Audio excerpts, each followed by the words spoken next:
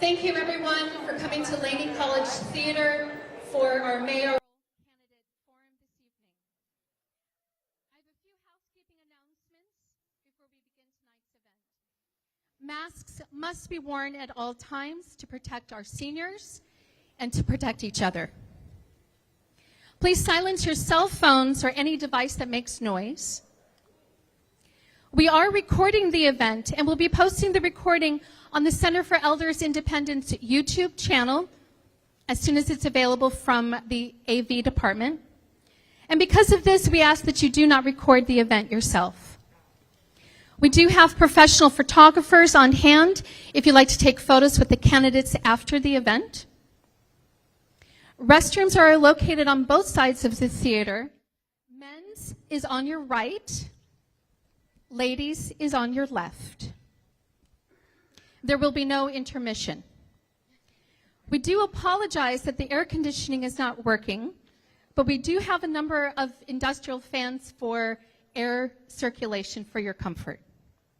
Thank you very much for your attention and your attendance, and we hope that you enjoyed tonight's conversation.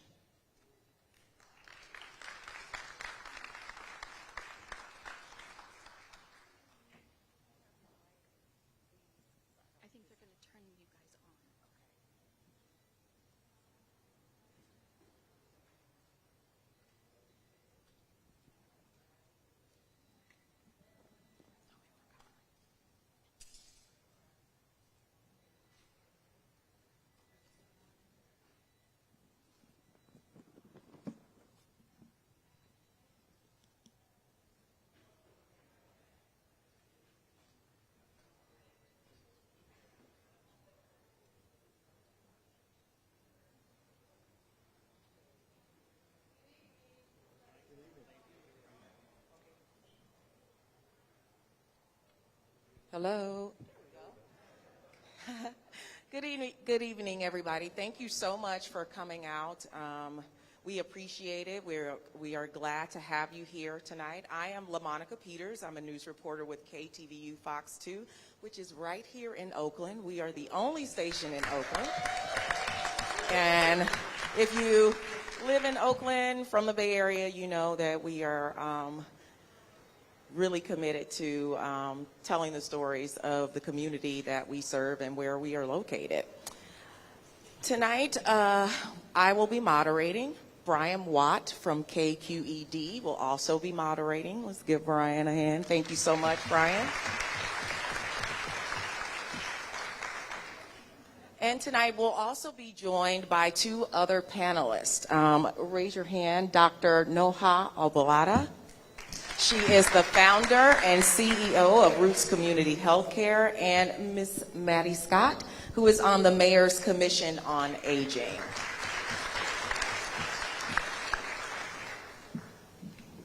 Now, before we introduce the candidates and go over a couple of rules for the forum, I want to invite Dr. Rudy Besikoff to give you the welcome address. Dr. Rudy? And he is the president of Laney College.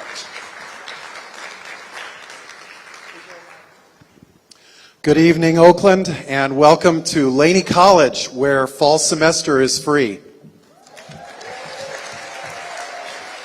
You know, when I put my remarks together, I was thinking about having to speak to a room full of strangers, but to be honest, as I've thought about this campaign of Fall is Free and all that we've done, so many in this room have contributed to getting the word out to our community about the opportunities for our students. So to all of you, I would like to begin by saying thank you. So as we begin, Laney College and all that we do is about partnership.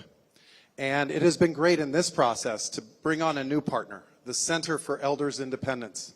And I would like to especially express appreciation to the Director of Government Relations, Uche Oahemu, excuse me. Welcome, Mr. Oahemu, welcome and thank you for the partnership. I would also like to thank the co-hosts that are here this evening as well and have contributed to this.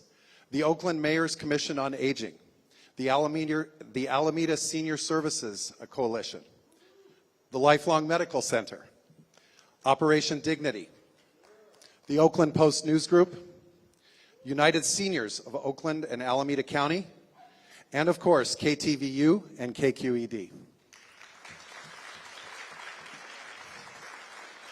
Also tonight, on behalf of our Chancellor, Dr. Jeanette Jackson, I'm extending welcome, but also want to recognize two members of our leadership, members of our Board of Trustees. To my left here is Trustee Kevin Jenkins. And seated over here to my right is Trustee Linda Handy, actually right here. Welcome. And finally, I'd like to welcome all those who are joining us virtually, either viewing or streaming the event this evening. So in closing tonight, in this very important step in our process, our democracy, I would like to wish the best of luck to our candidates, and thank you all, and again, welcome to Laney College.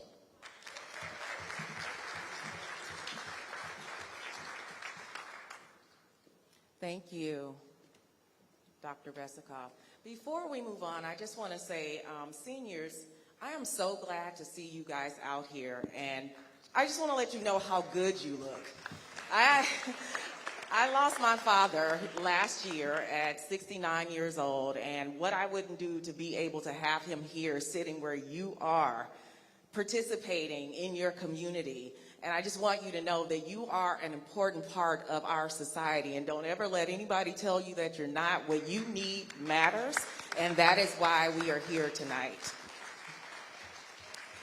I'd like to bring up Maria Zamora. She is the CEO and president of the Center for Elders Independence.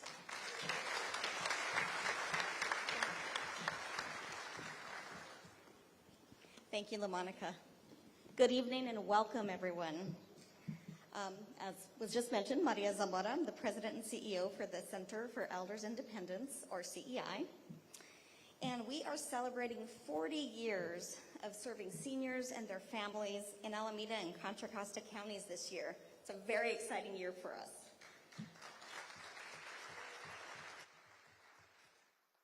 Over 400 CEI senior participants and many of our staff, myself included, live right here in Oakland.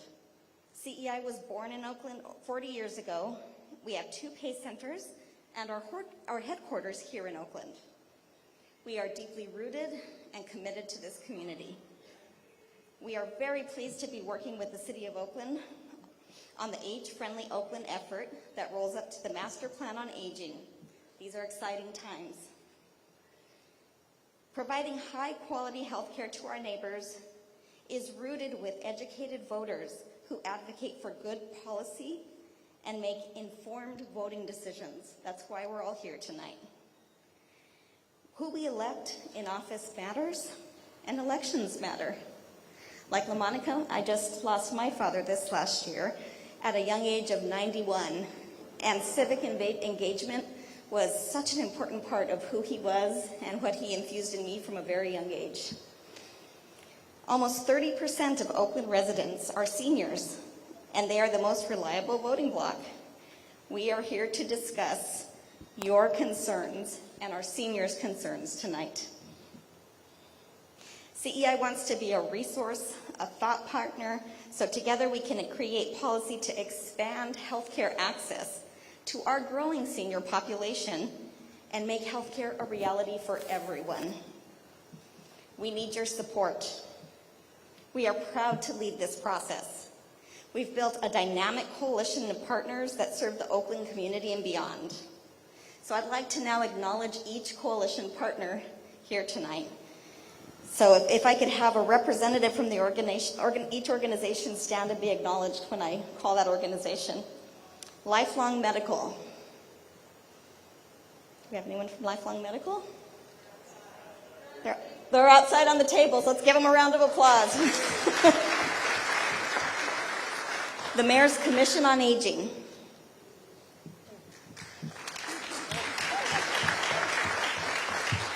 Alameda County Senior Services Coalition. Woo! St. Mary's Center.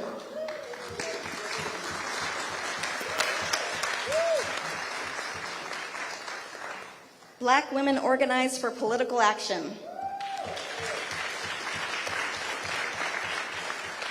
United Seniors of Oakland and Alameda County.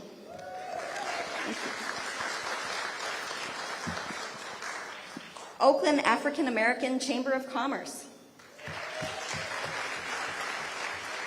Oakland Chinatown Chamber of Commerce. Oakland Post News Group. KTVU Fox News. KQED Live Public Radio.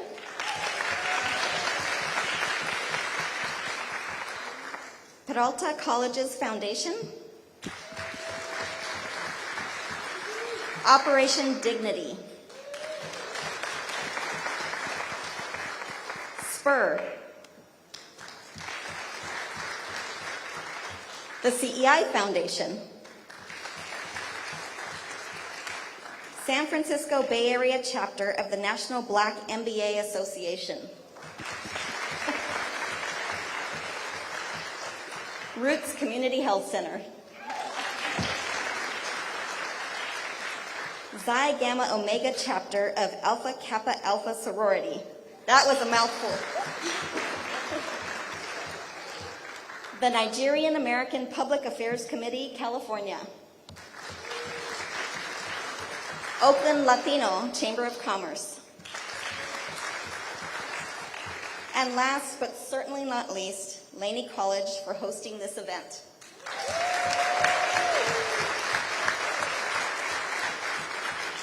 Thank you so much for attending, for watching, and for being a part of this very important conversation tonight.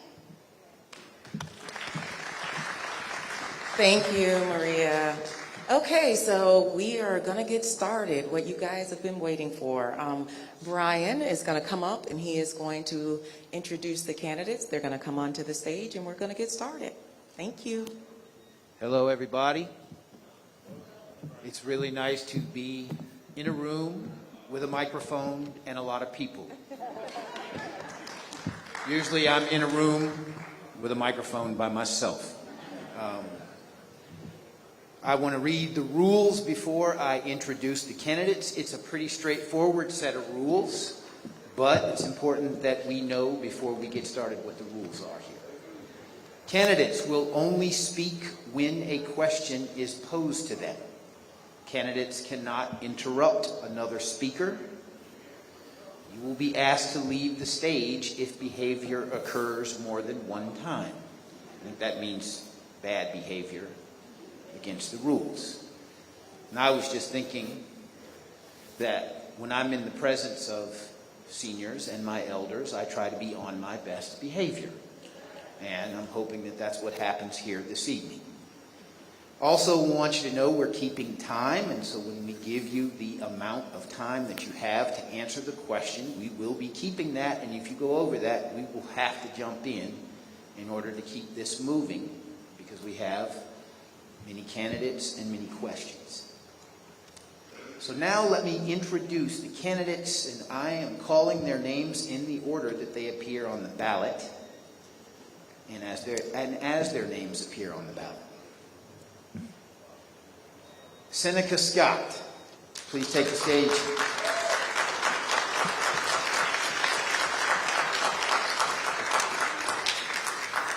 And of course, I forgot to mention that. Hold your applause until I've announced everybody. But Seneca Scott, thank you very much. We're glad you're here. Councilmember Treva D. Reed. All right. Councilmember Shang Tao.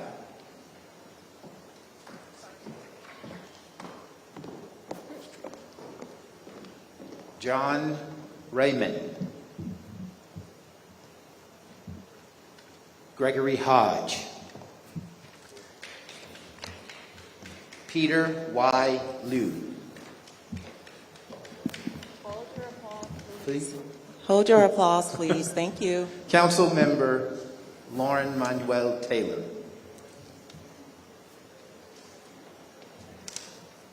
Tyron C. Jordan, Ignacio de la Fuente,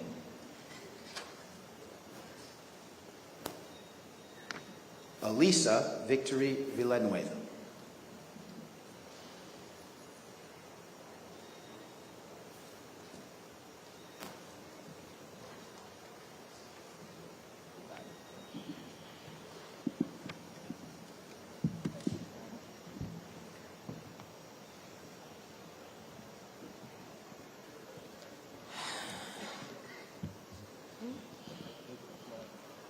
Okay, now you can applaud.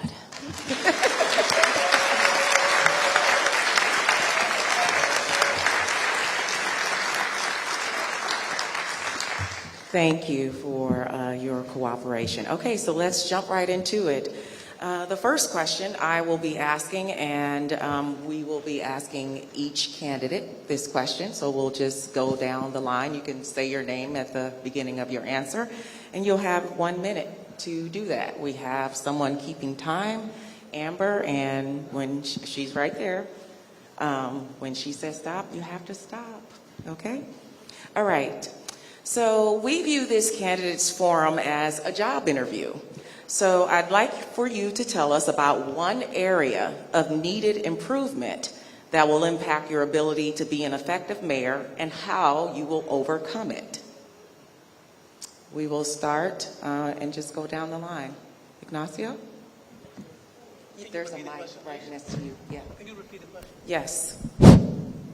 Tell me about one area of needed improvement that could impact your ability to be mayor and how you will overcome that.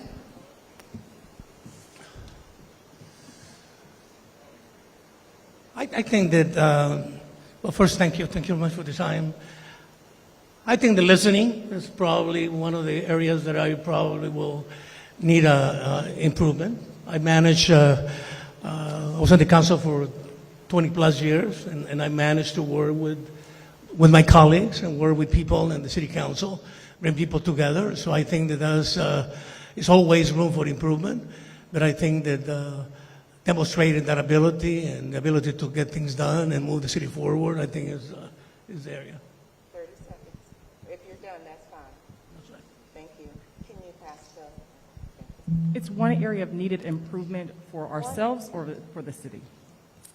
Yourself, yes, as a leader, in your leadership skills that you can work on and something to overcome and how you would achieve that.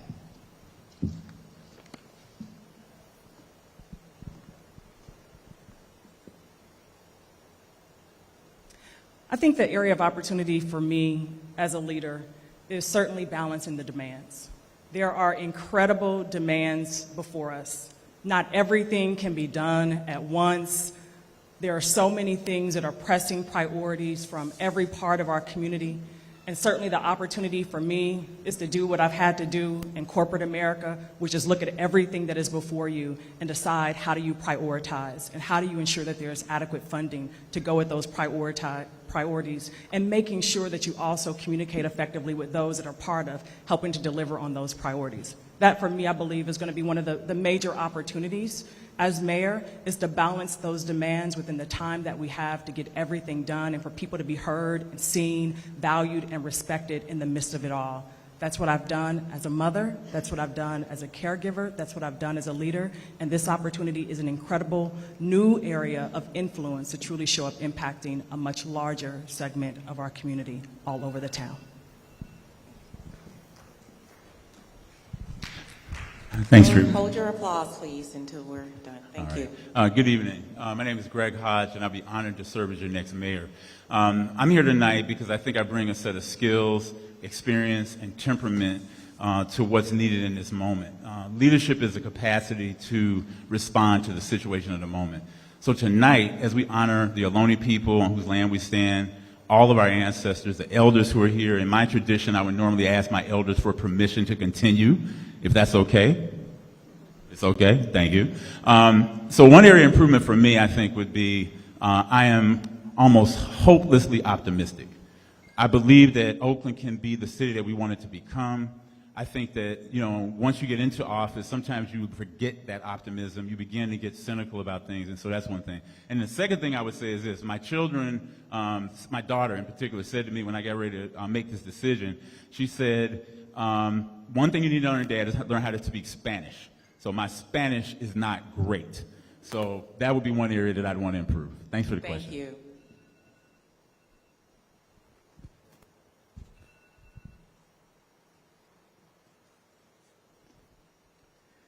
Good evening, everybody.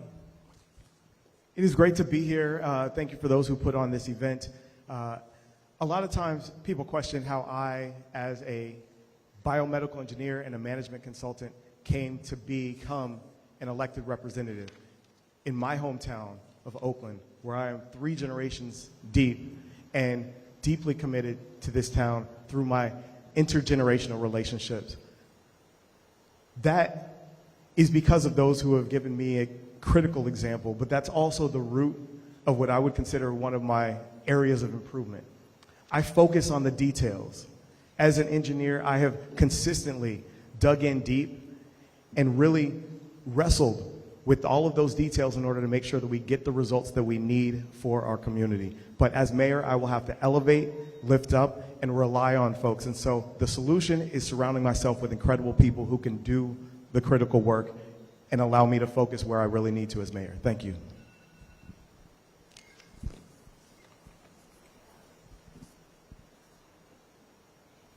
Good evening, everybody. I'm Elisa Victory Villanueva. I'm running for Oakland Mayor in the November 8th general election. I have to mention that I was recently illegally disqualified from this ballot and just announced yesterday that I successfully fought to get placed on the ballot and to be able to join you all here tonight. I have much areas to improve in as the youngest candidate in this race. I'm open to learning every step of the way. I think one of the largest areas I can constantly improve in is connecting with all of you, connecting with the different communities of Oakland, the different constituents, the different political groups and interests, but also all of our different neighborhoods, our diversity of communities. I've lived here my entire life. Have lived in every single city district, and there's still more work to do. There's still more communities to bridge. There's still more people that need to see themselves reflected in City Hall, in the mayor's office, in the policies and the laws that this city enacts. I'm running to serve all of you and to reflect all of you. Thank you.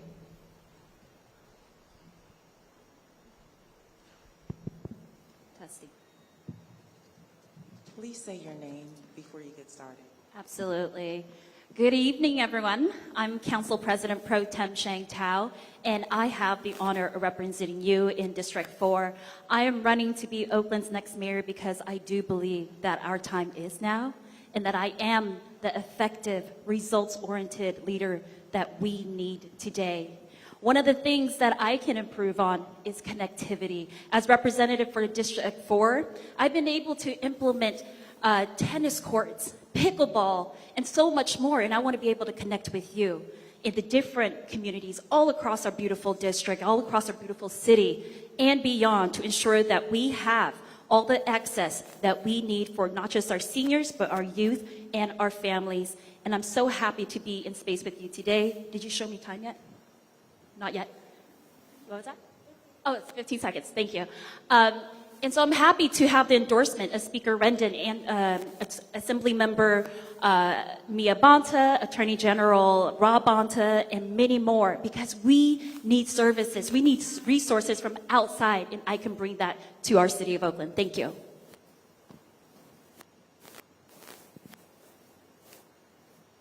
Peace, Oakland. Good evening. My name is Seneca Scott. I'm running to be your next mayor. I've always was told growing up that leadership is action, not position. What is the challenge of the position of mayor? Because I'm already taking the action in this city as a neighbor. I will be the first mayor elected who is not a former city council person, a governor, or a congressman. I'll be the first mayor elected that's your neighbor. And what that comes with are a lot of challenges. What I'm offering Oakland is a chance to hit the reset button. If you're not happy with your city, you want to start over, you want to do over, you hit that reset button with me. and we're going to do this together. It's hard to work things out when people are polarizing and politicizing every single issue, things as basic as public safety. We have to end this political infighting. That's going to take a lot of courage, but courage is contagious, and I know that we can do it. Thank you, Oakland. Hi, my name is Peter Liu. This is the third time I'm running.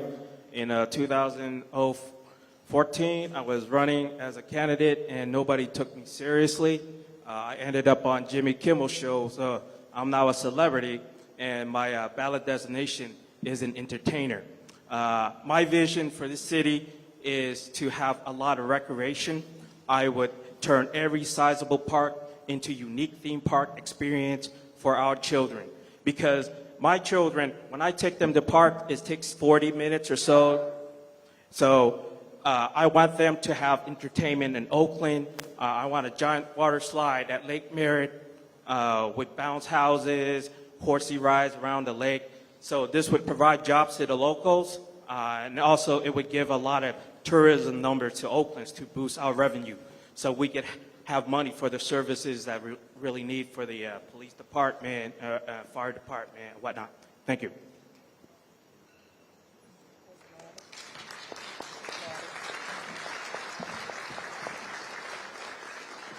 Thank you.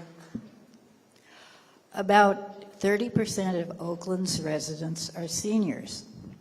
This is a question for Sheng, Ignacio, and Greg, so listen up. A very small portion of the city's budget is directed towards seniors. In fact, the city only budgets about $20,000 for senior center operations. How would you address budgeting for senior services as mayor? We need a specific plan in 1 minute from each of you. Shane, you can go first.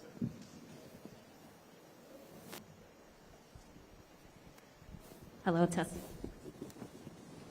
1 minute. Here we go.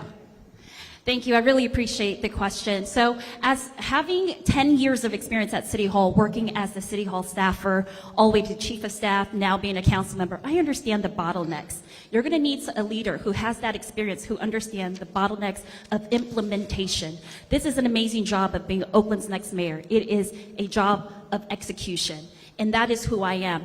I'm able to have fought for more money for Meals on Wheels. Not just that, but I was actually the only mayoral candidate up here who have fought to actually cap the CPI rate. That means more of our seniors did not go unhoused because we were able to make sure that they were housing secure. More than that, we need to actually fund more money into programs such as CEI. This is wraparound services for our elders. These are services where people are coming to pick up our elders so that they can enjoy programming. And I, as your next mayor, will invest, and I am committed to investing in more money for our seniors because I also have senior parents who need that programming, who need to make sure that they have interaction with other seniors as well. Thank you. Ignacio.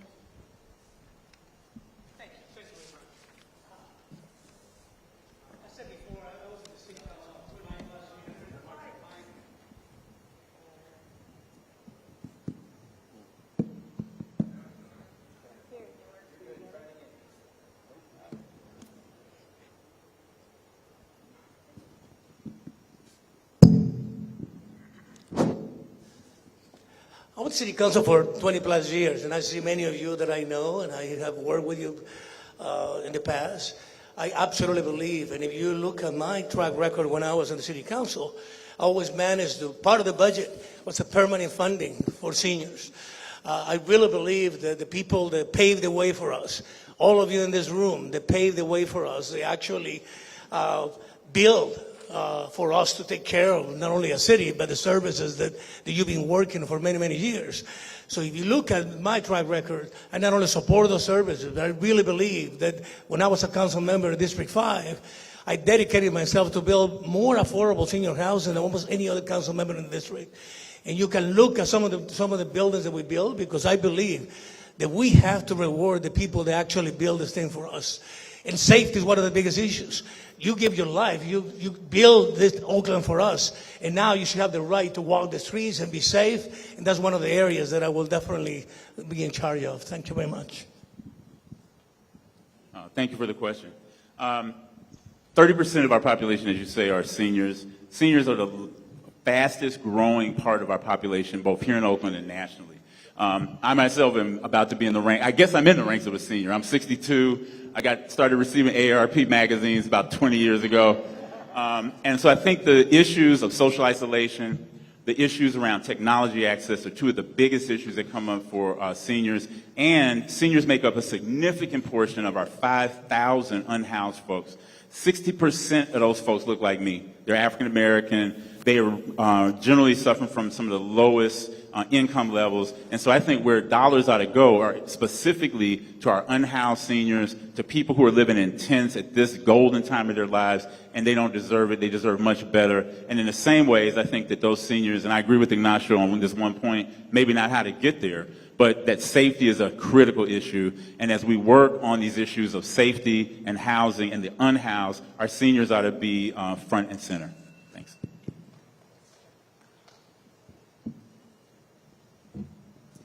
This question is for Lauren, Elisa, and Seneca. Our current healthcare system is inefficient and fragmented. What would you do to support the expansion and access of healthcare to seniors? Lauren. Who's first? Lauren, you can go first. Thank you for this question. As a biomedical engineer and a management consultant who focused on healthcare innovation before coming into this role, this question around how we support improving health equity for all who don't have access, particularly our seniors, is close to home.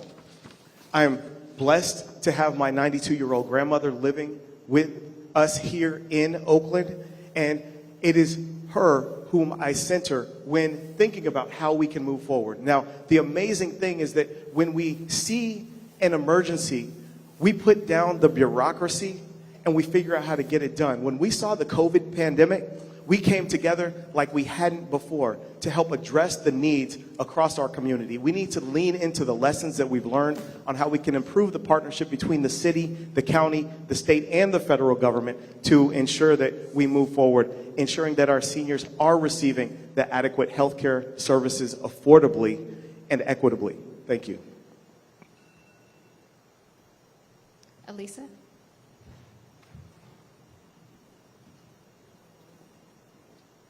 Thank you for the question. Healthcare is extremely important, especially during a global pandemic, where seniors and our residents are some of the most vulnerable people.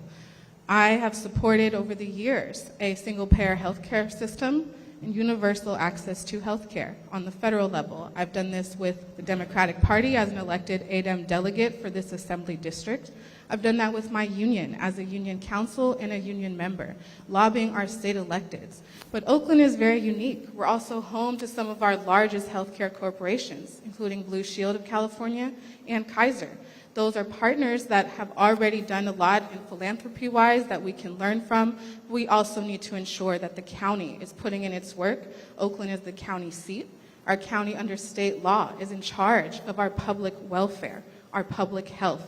They need to be partnering with us and having adequate resources for the number of vulnerable people, of sick people, and people in need who are uninsured in this community. We need to detach our health care from employment and make sure that there's access for all. Thank you. Seneca.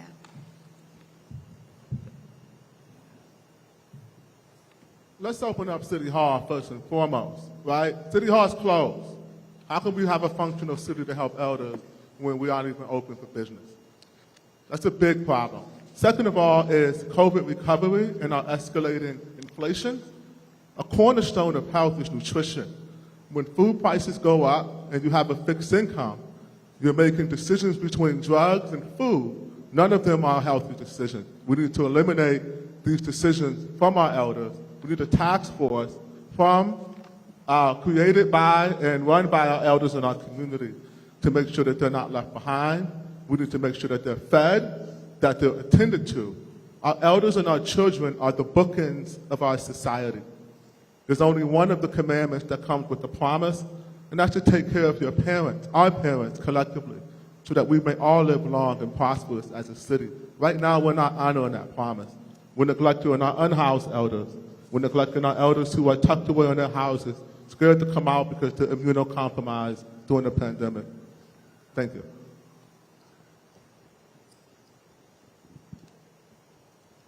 This next question is for all candidates, and it's a yes or no question. I'm going to ask it, and then we'll start with Peter Luke. Oh.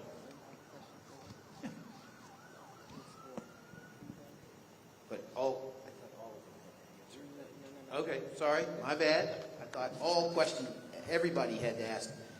Okay, let me ask Treva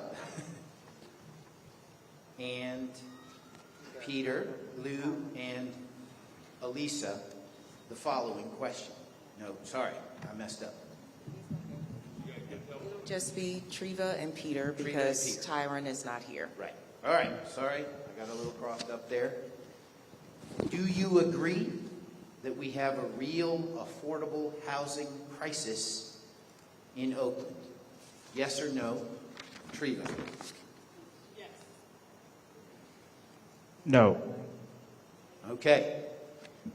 So the follow-up question to both of you.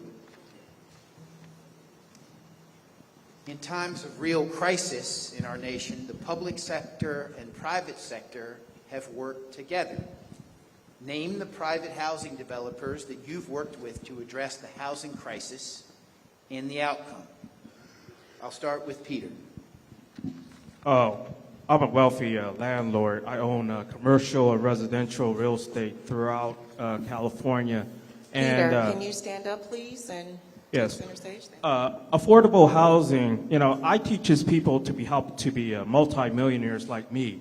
And since 2014, when I released my Get Rich Quick platform called CESB5, I put it on the statement in the gubernatorial 2018 primary.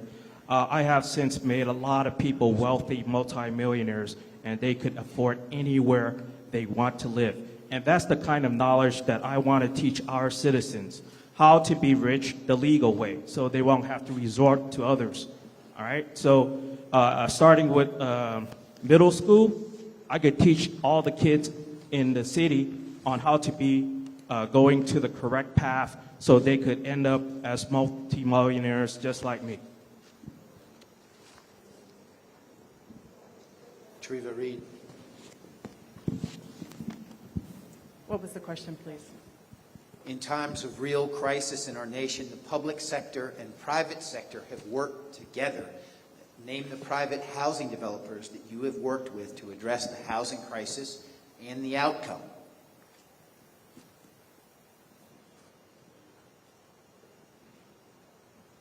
I worked and served on the board of Satellite Affordable Housing, and we work with a number of private developers as a nonprofit agency working to build senior housing, deeply affordable housing. I've also worked with Axel Gospel and their church on building affordable housing, specifically in District Oakland, where I serve now. It's critical that we build deeply affordable housing for our seniors. It's something that I've advocated for when serving with Nancy Skinner when she was in the state assembly, and I served as her senior field representative for this area and specifically over Oakland and policies that benefited us with housing and private developers who worked alongside of us.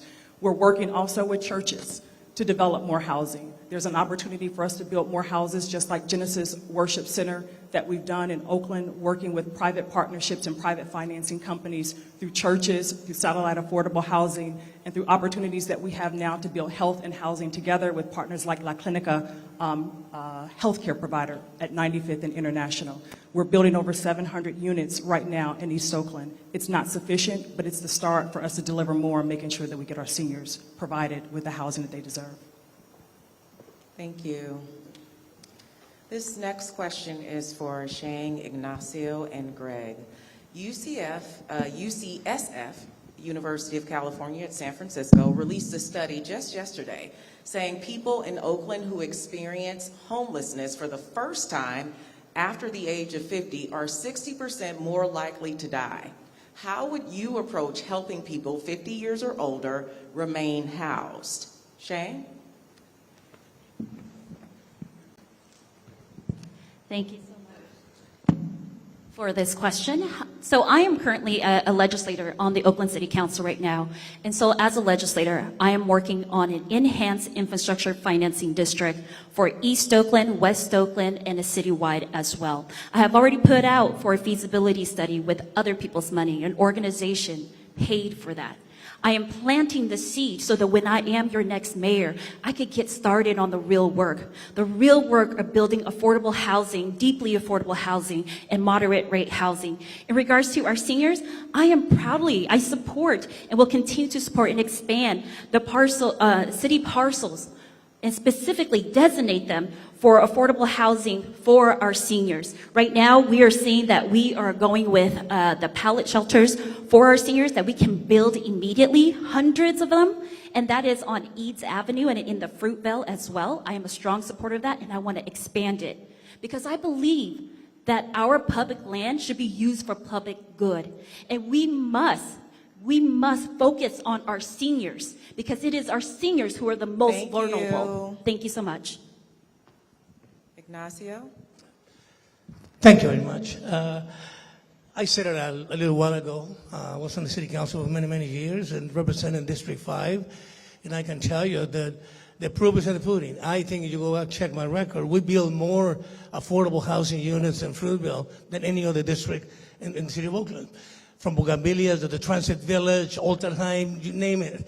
Why? Because I really believe that it is our responsibility to make sure, again, the people that pave the way not only get rewarded, but they have, at this time in Oakland, is one of the most challenging times for seniors.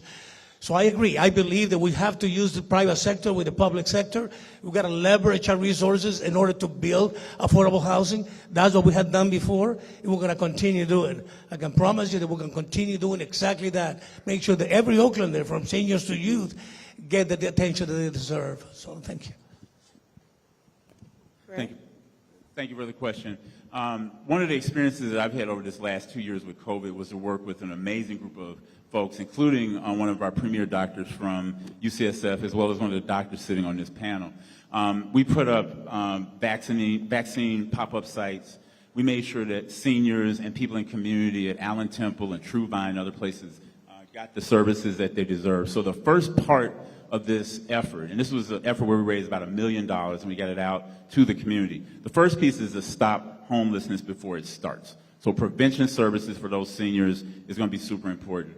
Number two is to figure out which of those seniors are extremely low income, because typically when a person is very low income, that is the person who's the most at risk for losing their housing. So we need to provide housing supports for them as some of the most vulnerable folks in our community. And then lastly, we need to provide access to all kinds of services. And the partnerships that we created with African American Response Circle, Resilient Fruitvale, and others are an example of what leadership looks like. So thank you.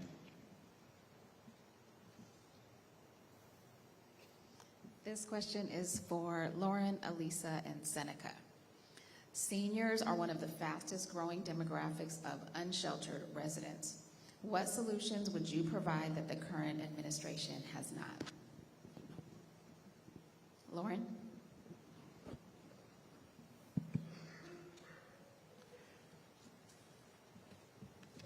Thank you for the question. Yes, it is tragic that our seniors who have invested so much, laid the foundation and the groundwork upon which we now stand and benefit, are struggling to keep a roof over their head in these difficult times. When the cost of housing rises by 270% in a 20-year period, but yet our seniors' fixed income doesn't rise, barely rises at all, we have a problem. One of the things that we have to do is be very targeted and focused on our seniors, looking at those things that cause them to lose their housing, building the connectivity, providing guaranteed income, subsidized housing, and support so that they can stay and remain in their homes. providing the legal services that are needed so that they can't be taken advantage of. We also have to continue investing more into the development of affordable senior housing, and I'm grateful that in my district, we've built a pipeline of more than 820 homes that affordable housing, many of which are dedicated towards seniors. Thank you. Elisa. Thank you for the question. This is extremely important to me as someone who was homeless in this city as a child with my entire family. I'm also a renter right now, and my rent is going up next month. I already got the notice. So housing, affordability, being able to stay housed is affecting our entire city. We declared a homelessness crisis back in 2018. I am the candidate that will use our emergency powers from the mayor's seat, from the city administrator, to ensure that we're opening our public lands and spaces, that we have public control over public building and development. As you heard, a lot of our development is private partnerships, privately funded, privately controlled. I advised our city back in 2014 on public banking so that we can control development of our own lands, of our own housing. We need to fully implement all of the existing fees, taxes, vacant parcel tax, for example, that is supposed to be funding housing solutions. Not Band-Aids, not managing encampments and keeping people unhoused on the streets, but returning people to housing meant for human beings and keeping people protected from losing their housing. We're facing an eviction moratorium being lifted that will cause a cliff affecting around 40,000 people. Thank you. Seneca. Okay, before we can help the unhoused in Oakland, we've got to stop it from growing. We've grown 24% in the last 2 years during the eviction moratorium. I'll say that again. We grew 24% the last 2 years during the eviction moratorium. So how can we have any services or money left for our elders if we keep spinning our wheels and allowing people to come here because we failed to follow our encampment management policy? What am I going to do? Implement the policy that City Council passed and gaslit us about and haven't implemented yet. We're going to implement that policy. We're going to triage. Triage is the word. It's not a comfortable word, but it's a necessary word when faced with this sort of disaster that the United Nations called an absolute travesty. I forgot the exact term, but it's bad. It's a national and global embarrassment for Oakland. It's shameful that we allow our seniors to die in their vehicle. Last year, an elder named Mercedes was barely kept alive. Now she's back in her tent 8 months later after we tried to help her. We must do better, and we deserve better. Thank you.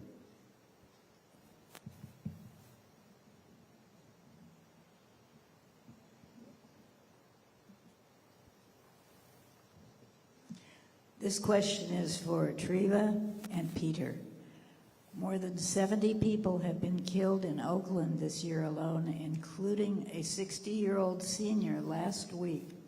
What specific policies will you put in place to reduce gun violence in Oakland? Treva.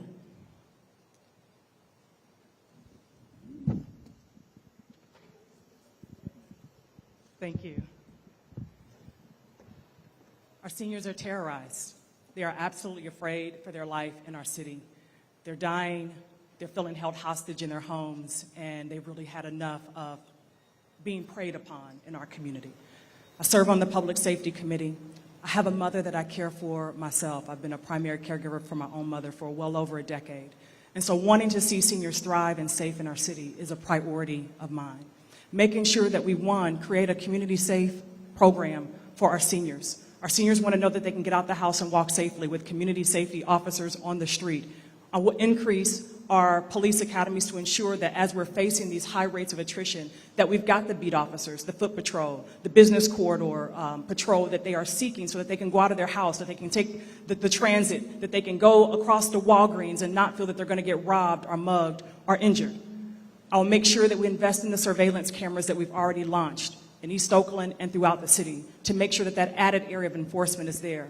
Deeper amounts of support for violence prevention, intervention, healing, and trauma care, doubling those programs that we supported at $18 million to the full measure that they need. Thank you. Peter. I'm a 100% service-connected combat veteran, and when I tell you I feel safer in Iraq than here, it's the truth, okay? So my concern is people not able to defend themselves. We need a police chief that would issue concealed carry permits like candy. All right, this is what we need. Many people disagree with it, but I'm telling you, all the criminals have some kind of weapons, and you're at a disadvantage if you don't have any weapon on you. That's the truth, okay? And if you want to deny it, fine, okay? But you might be the next victim, just like what happened in on Fifth Street and like East 14. The husband was unable to defend his wife who was shot. All right. If he had some kind of weapon on him, the outcome might have changed. But believe me, I'm a combat veteran, and I have done, these terrorists. I did them wrong. But I'm telling you, it's what's needed for the city of Oakland.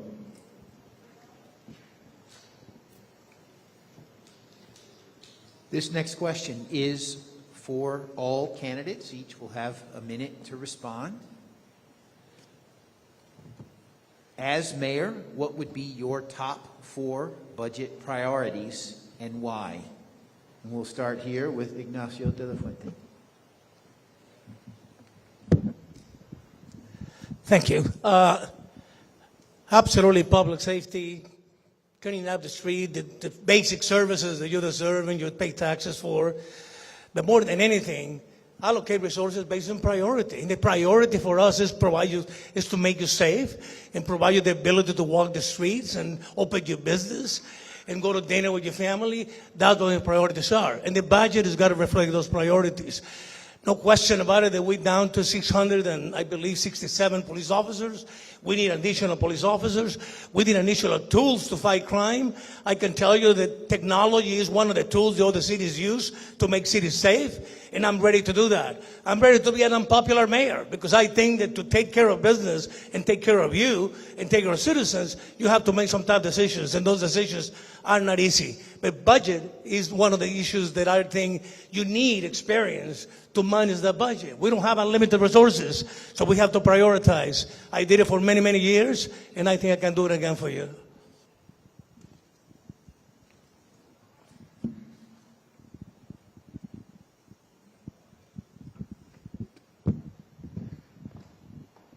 As mayor, my top 4 priorities is to keep us safe and protected.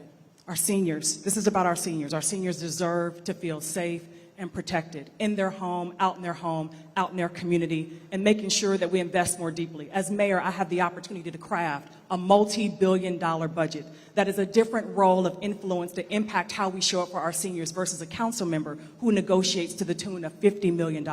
So crafting a budget that delivers more equitably in how we show up with keeping our seniors safe and protected, keeping our seniors housed and housed permanently. We've heard the data on how many seniors are here, and yet we know that a significant number of those seniors are facing homelessness. Making sure that we invest more deeply in renter assistance programs, which I supported the rent cap to ensure that our seniors had the ability to stay housed where they're at, and investing more deeply in programs that keep our legacy homeowners in place, as we did with getting funding from anonymous donors.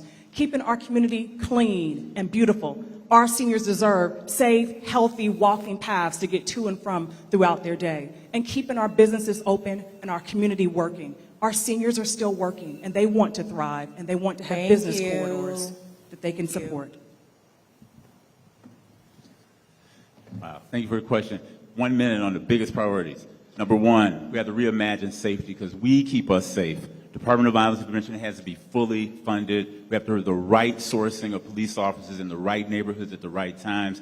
And we need to think about the beautification of the city and how we deal with potholes, how we deal with graffiti, how we deal with illegal dumping. Number 2, we have to reimagine how we house ourselves. We have to make sure that we produce affordable and very affordable housing, that we preserve the housing that we have as affordable, and that we protect the folks who are most vulnerable with rents and protect landlords at the same time. Number 3, the mayor doesn't have a direct responsibility for our schools, but as a former school board member, I know that it requires the city, the county, and the school district to really provide educational resources to all our kids. And then with that, systems transformation is what we need. If you're satisfied with how we're doing these issues now, you should not elect me. because we have folks in place right now who are working on these issues. We have folks in place in the past. It's time for system change, and we can get it as we go forward.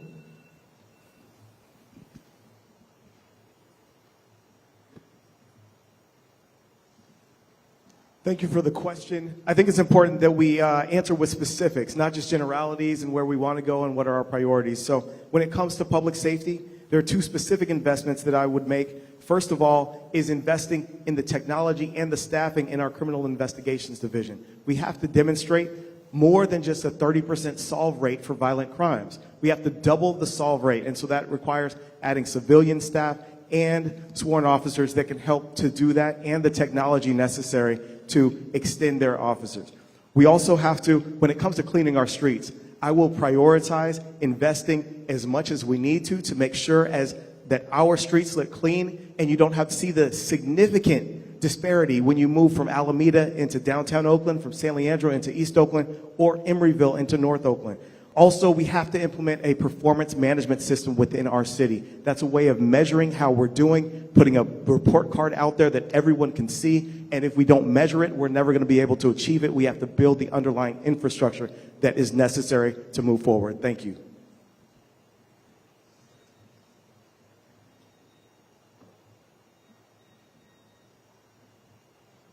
It's hard to have just 4 priorities when the mayor controls so much in our city. But my first priority would be housing. Again, we've been at a crisis under emergency declaration since 2018. We have to at least get out of our crisis levels and return to some normalcy so we can serve people in this arena. This includes some of the things I mentioned, like investing in public development of our public lands and protecting our current residents, and actually housing people, not managing them. Public safety is definitely a budget priority, but I want to follow the guidance and the wisdom of our city auditor, of our mayor's budget advisory commission, of our reimagining public safety task force that I helped to advise, that had already recommended that we make common sense changes of taking non-criminal tasks like special events permitting away from our police department so they can focus on investigations and on responding and solving real crimes in our city. My third is economic justice. Around development, I support the progressive business tax that hopefully will pass this November as well. And my fourth is racial justice. Every single issue is marred by racial disparity as shown in our 2018 report, including homelessness. Thank you.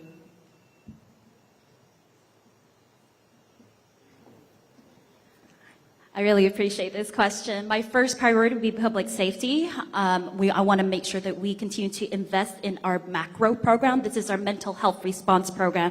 This will alleviate the many calls that OPD is getting so OPD can focus on violent crime.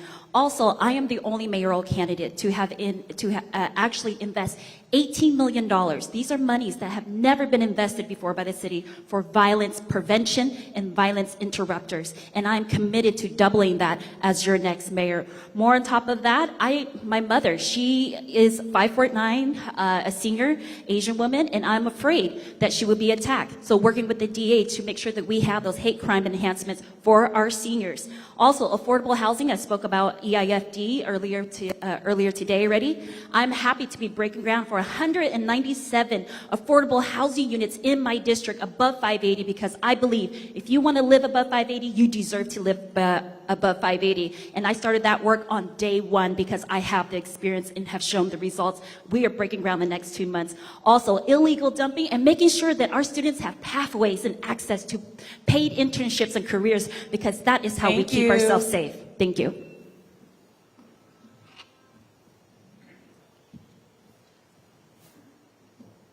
Shout out to the upper deck. I appreciate y'all and our newcomers for coming.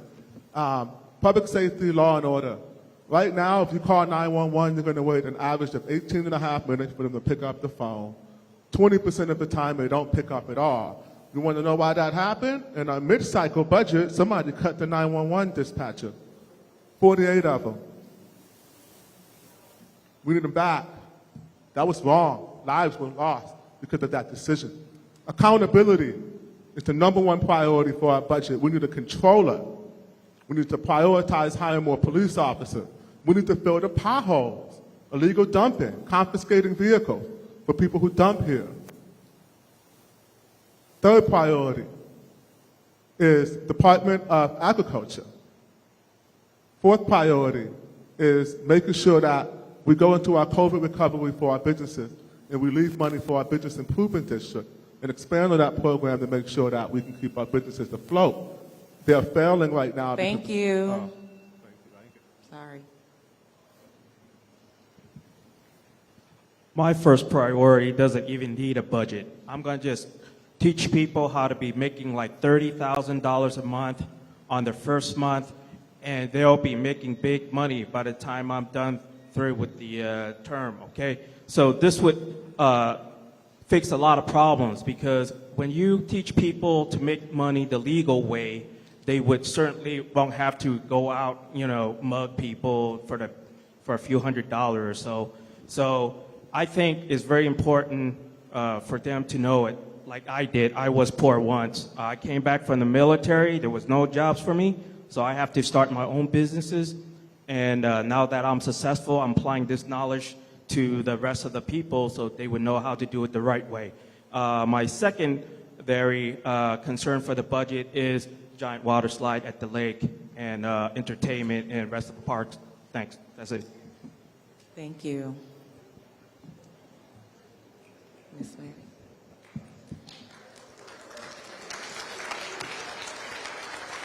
Okay. Thank you, guys. We have a couple more questions. Our final candidate, our final question for the candidates, for all the candidates, is please tell us why we seniors should trust you as Oakland's next mayor. Ignacio. We are following what we've been doing all night. Thank you. I think you can trust me. You can trust me before. I think if you look at the past of people, that's what people will do in the future. And I can tell you that I'm very proud of the record that I built for 20 plus years in the city council. Not only getting things done, but building affordable housing. Make sure that you can, again, walk the streets. Back in the day, you know, when crime started rising in Oakland, which has been many, many times to happen, right? You got to have the leadership to actually talk about technology, and that will be cameras. We're one of the first council members, that Nate Miley and I, that wanted to install cameras, to trying to provide the tools for the police to actually do their job. But again, sometimes it's a lot of talk but no action. The reality is that you got to look at the people's past to see what they're going to do in the future. So I encourage you to look at my track record. I encourage you to talk to people that know me, and I can tell you that they will tell you I'm a man of my word, and I'm going to get things done. I never start anything that I don't finish. So I really would like to support. Thank you very much.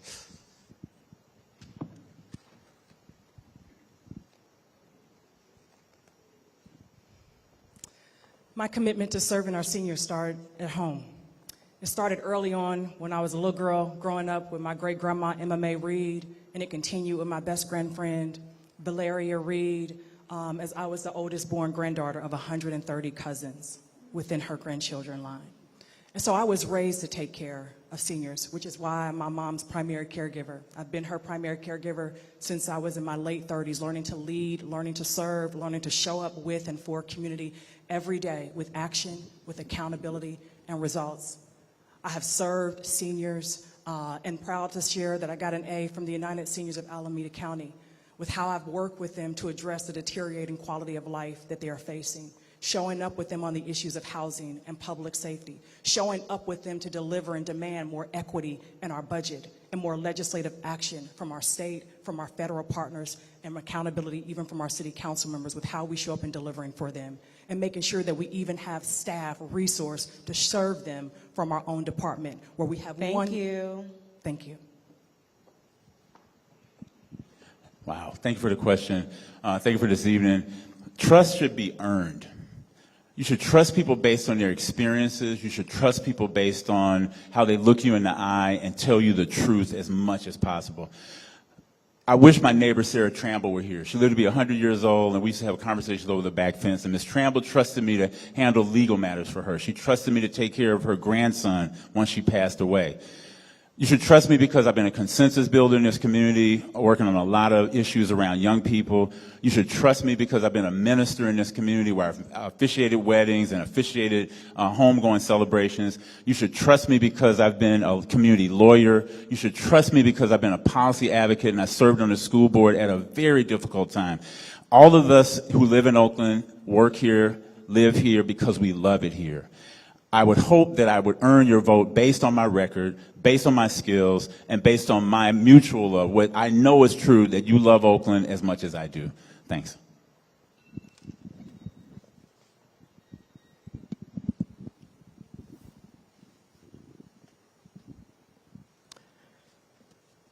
Yes, we are interviewing today, and the best indicator of future performance is past experience and results. And so I come to you, yes, you should trust me because I am a proven problem solver. I've solved tough, complex issues before. Coming to City Hall as an engineer and a management consultant, I've been solving tough challenges as a council member, addressing our toughest issues head on, from homelessness and housing affordability to public safety, addressing the lack of economic opportunities for our residents. And I am ready to do that as our next mayor. You also should trust me because I am anchored and rooted right here in Oakland. This is not a career climb for me. I am not one of those elected officials who have flip-flopped on issues, but I have stayed resolute and focused on making sure that Oaklanders are supported and protected, including our seniors. And so I will continue to do that as I have and I've demonstrated in the past as your next mayor, and I thank you for your support.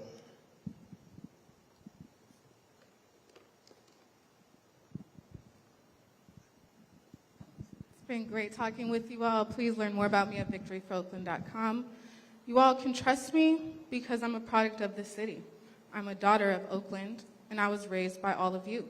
I was trained to lead and to serve this community and have a long record of serving right here in Oakland. Since I was a child with my church in West Oakland, providing food and clothing distribution, since I was a student worker with Oakland Youth Together, doing education justice work, since I became first in my family to go to college, and when I graduated, I said I was going to be mayor, and that was 10 years ago. And I have stayed true to what I told people 10 years ago. I caused myself to go to law school to prepare myself for this seat, to be the best candidate for you all. In my law school statement, I said, admit me to this school because I'm going to be mayor, and I want to serve my city to the best of my ability. I've been serving as a public interest lawyer, as a volunteer instructor at San Quentin Prison, and as a direct service provider in our community.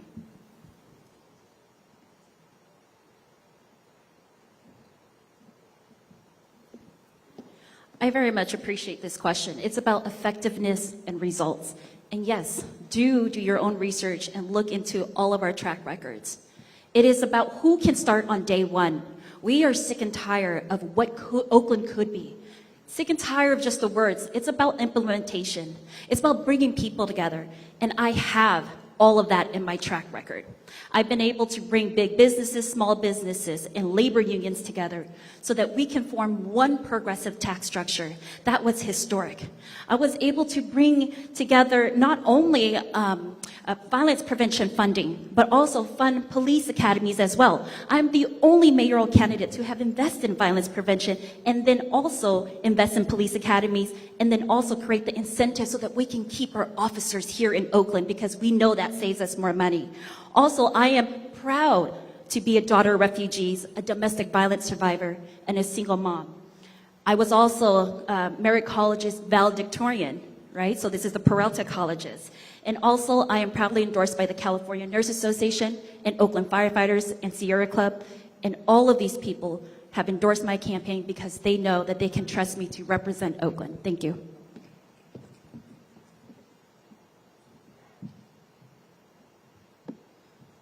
You know what the biggest surprise is of this election is my #1 fans are elders. Look at me. I never would have thought that the people who would respond to my campaign message the most would be the elders. But then I figured it out. I spent a lot of time with my grandfather.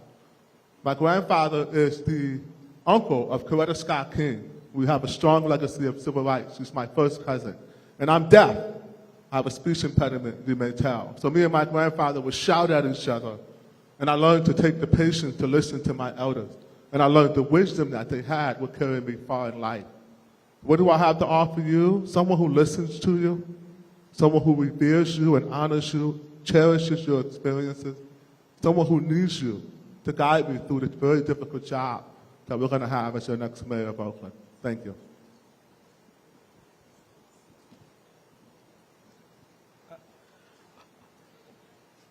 When I turn all sizable parks in Oakland with unique theme park attractions, I'm going to give the senior discount like 60% to the seniors, and it'll apply to your grandchildren too. Thank you. Thank you, Peter. Okay. Because you guys have been literally one of the best audiences following our instructions, we have a little time left, so I want to thank you. I'm going to go back to a question that we did not get to ask all of the candidates. Treva and Peter, you guys both have answered this question, so I'm going to go to the other candidates and repeat the question. More than 70 people have been killed in Oakland this year alone, including a 60-year-old senior last week. What specific policies would you put in place to reduce gun violence in Oakland? Ignacio.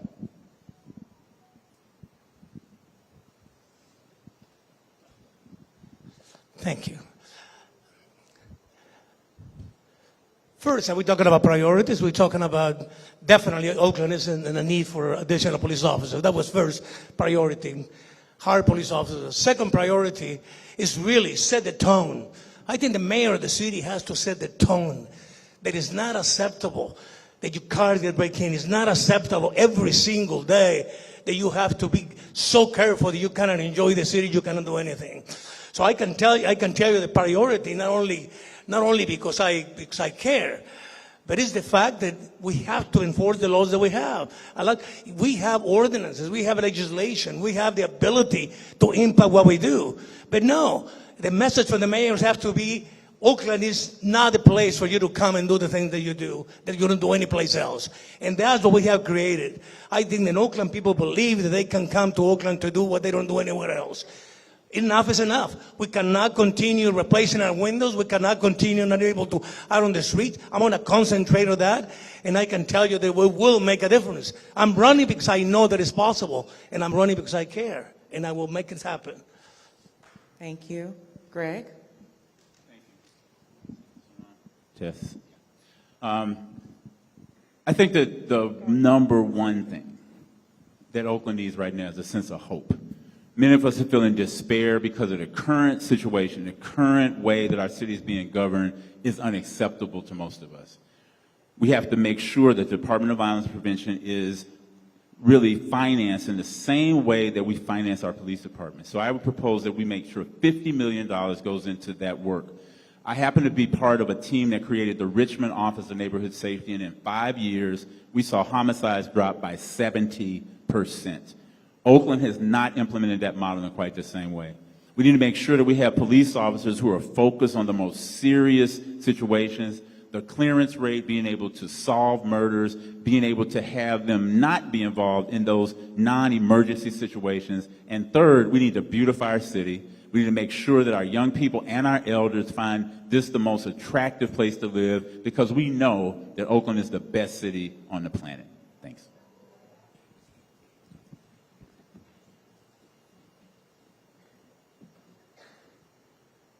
Public safety is a crisis here, and here in Oakland, it's at a boiling point. One of the challenges is that we have allowed the pendulum to swing too far to the side of lack of enforcement and no standards that we uphold.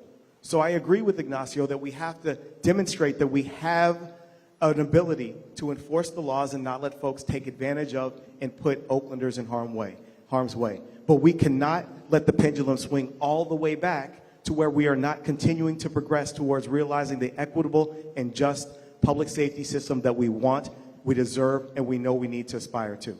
I believe that we can be compassionate, understanding, addressing root causes and prevention, while also holding the line to ensure that Oaklanders are not being taken advantage of.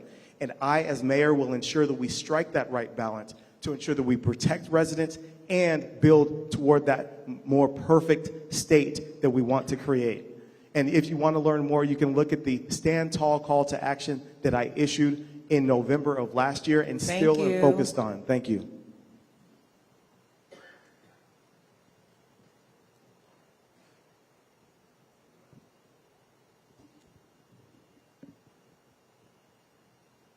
Glad we got to talk a little bit more about public safety criminal justice, since I do this every day and I work on a regular basis with our district attorney about what happens on the accountability end once somebody has already committed a crime with a gun. We have too many guns. If you are all paying attention, there was a child that was shot in East Oakland at school yesterday. Right? Our children are learning violence. Our children are participating in violence. Our children have access to these weapons. We have to remove some of our guns. But gun buyback programs have proven to be successful in this city, and also it provides economic access to some people. So again, providing economic justice of jobs, providing housing, providing health care are all part of public safety and reducing people's reliance on violence. We have to be honest that even our police, again, are not responding, not investigating to our violent crimes. And even when they do, they show up and negotiate problems with a badge and a gun. That's why we have to also expand alternatives like macro and also investments in our violence prevention services. Our next generation is at risk. Thank you. Thank you.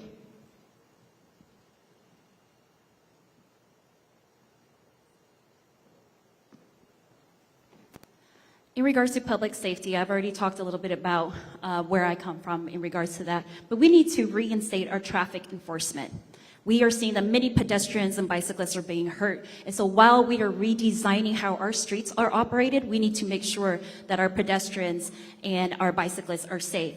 Also, in regards to business corridors, I've been a champion of making sure that we could get community policing in business corridors, but I'll be very honest with you, that is a fight that me and the current mayor have. She does not agree with that. And I will implement that we have officers, community officers in our business corridors. Also, creating pathways and access for our young people. When I say young people, I'm talking about high schools to 30-year-olds.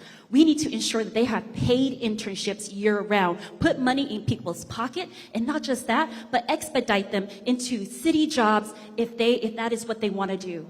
We pay great at the city. We want people, we want Oaklanders to have those union jobs. We want Oaklanders to have buy-in for why they should be clean. They should make sure the city is clean and safe. Not just that, but that will also fill the vacancies. We have 25 and 40% vacancies in all departments. Thank you. Thank you.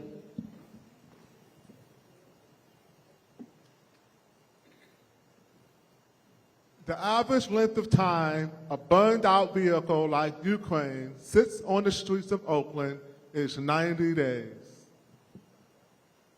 That is a direct signal to anyone that you can do whatever you want. Forget broken window theory. We got burned out car theory here in Oakland. It's a direct indicator of our permissiveness. No one spoke about open air drug markets yet. That's a direct link to homelessness.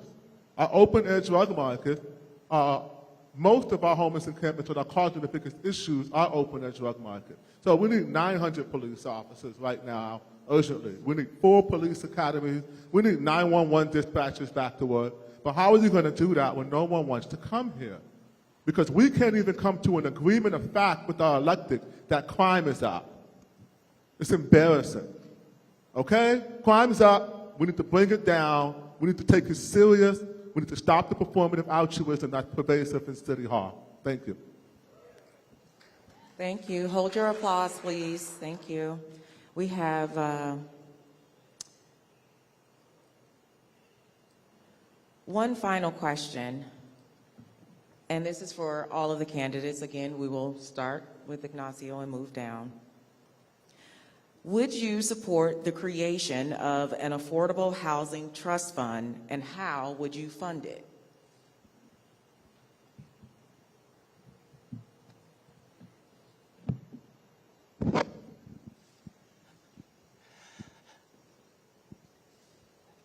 You know, sometimes one of the challenges is that as candidates, as politicians, we want to promise everything and do everything, and unfortunately, I don't think it's possible that we can.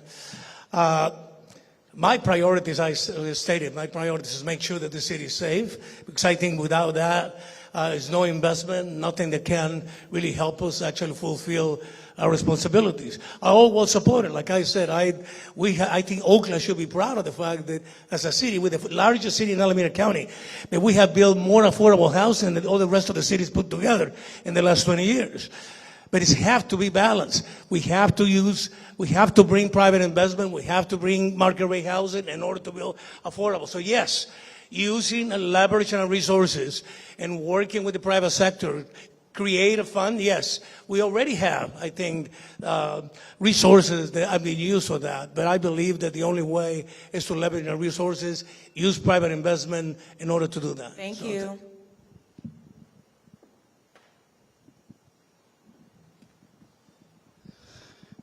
We have an opportunity to invest more deeply in housing. We can do it with the Enhanced Infrastructure Financing District. We certainly have an Oakland Land Trust that we can invest more deeply into. And it's an opportunity not just for the city to find a path to investing more into our housing, it's an opportunity for our county and our state and our federal partners to join with us, and also our private partners to come into partnership for us to get more money into a fund that actually delivers housing, that delivers deeper subsidies, that delivers an opportunity for cooperative housing. It delivers an opportunity for us to be able to have funding available to offset the costs of those who are looking to get deeply affordable home ownership.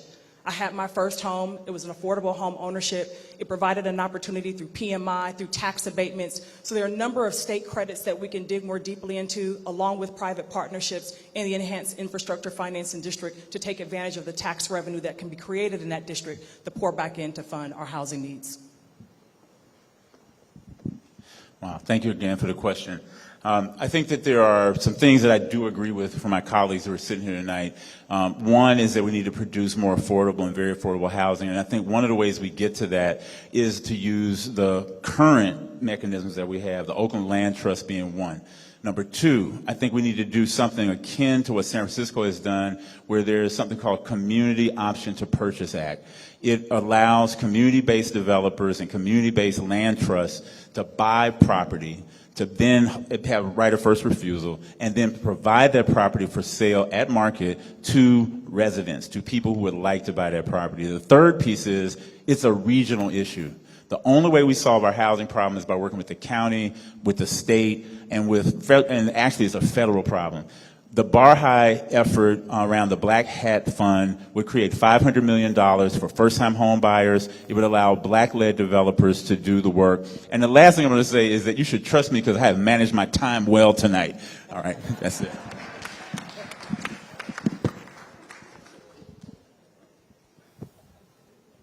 Thank you, Baba Greg. So I believe that the question was, would I support an affordable housing trust fund, and how would we get more dollars into it? So first of all, I want to acknowledge that we do have an affordable housing trust fund. The challenge is it's not funded enough. And so first of all is understanding how our system is structured and what funds do exist, and then how we can direct dollars towards it. So first of all, we have to focus on how we generate cost savings. Yes, we have to grow the amount of revenue, but we also have to look at the inefficiencies in our government. As a management consultant, I have worked to help reduce costs for large corporations, nonprofits, across the spectrum, and we need to do the same within our government. When it comes to other ways of increasing dollars, we have to look at partnerships, tapping into resources of other organizations, our community, city, county, federal, state partners, and nonprofits, as well as corporate. We have to look at innovative models like social impact investment.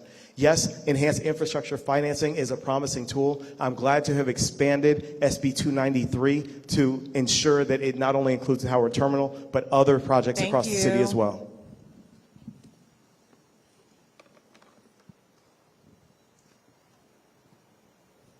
Thank you for the question. To answer it straightly, yes, I support Affordable Housing Trust Fund. How we can get more monies into these designated funds is through public banking, which I advised our city on back in 2014. I also advised the city of San Francisco. We're seeing other cities moving this forward, even though Oakland was one of the first to be advised on it and to look into the issue.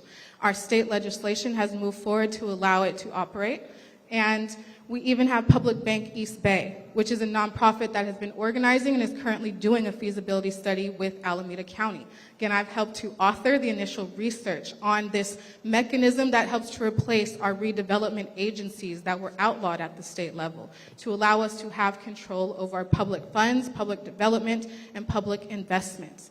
I also think that we need to, again, collect the existing funds, fees, taxes that are supposed to be earmarked and designated for affordable housing, building, development, or assistance to keep people housed. Thank you. Thank you so much. Excellent question. Yes, I am the champion of the Enhanced Infrastructure Financing District, and I'm glad that my council colleagues also agrees with me. This is going to be able to expand how we can fund deeply affordable and moderate rate housing here in our city, because right now developers will build these if it makes sense, if it pencils out, and this will be strong matching funds from the city in order for them to do that. We must also see this. It's an ecosystem, right? An ecosystem. So we must have a mayor who can go out and attract anchor businesses to the city of Oakland, right? How many of you can say that you can go out and buy a t-shirt or a belt easily? You probably can't. So we need a mayor who can be that champion, and I will make sure that that's a priority, that we can get anchor businesses here and collect and generate more revenues. More so than that, absolutely, we must partner with the state and the federal government. We cannot solve these crises on our own. I want to be clear about that. And that is why I have strong endorsements up and down California, because as council member, I did not sit in my seat, but I made a network and relationships. Thank you.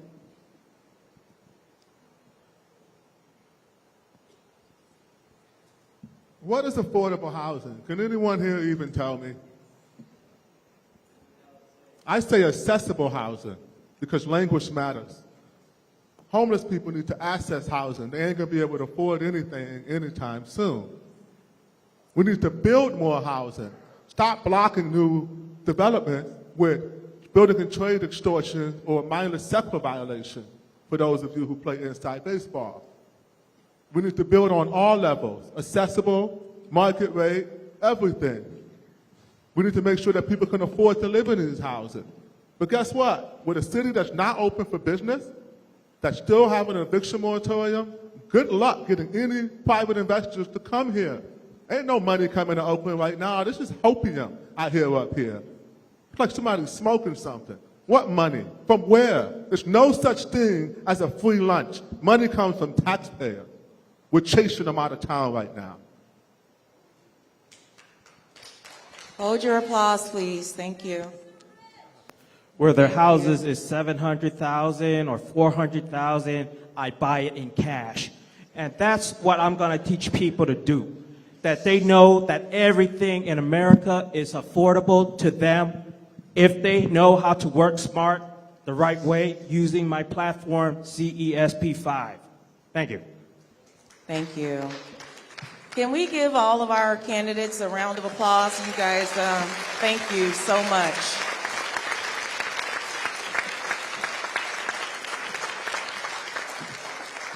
And I want to finish by saying thank you to Laney College and all of our partners who helped us put this event together, the Center for Elders Independence. And I want to thank you. You guys were great. We were able to get through the questions and you followed the instructions. So we are ending a little early, about 30 minutes early. So we're going to take this final time for you guys to mingle with the candidates and maybe ask them questions that you have, but we are concluding this forum. Thank you so much.